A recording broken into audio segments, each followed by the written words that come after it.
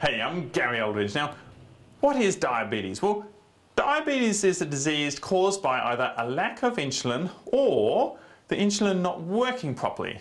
What are the two main types of diabetes, I hear you ask? Well, type 1 diabetes occurs mostly in young people, while type 2 diabetes mostly affects people over 40, many of whom are overweight. So it can usually be controlled by a proper diet, but often tablets may have to be used, and eventually insulin may need to be used for ultimate control of the sugar levels. So what are the symptoms of diabetes? Well, firstly, it's important to realise that quite often diabetes causes no symptoms.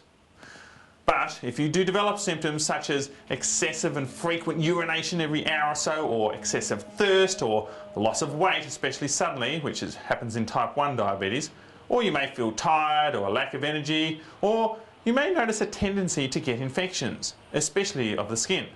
Now, how common is diabetes? Well, we know now that type 2 diabetes probably affects about 15, maybe even 20% of adult Australians.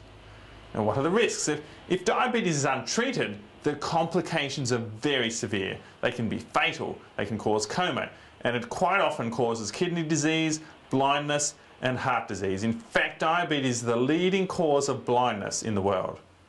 Now, the feet and eyes are therefore at special risk and need special care, and especially need regular checks, especially.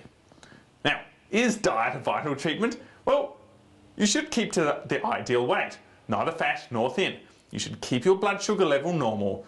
This is achieved by eating good food regularly, not skimping, and spacing the meals throughout the day. It's a good idea generally to have 3 main meals and 3 snacks in between. It's also important to cut down fat to a minimum, avoid sugar and refined carbohydrates. You should eat more natural complex carbohydrates and cut out alcohol and eat some of those low GI foods.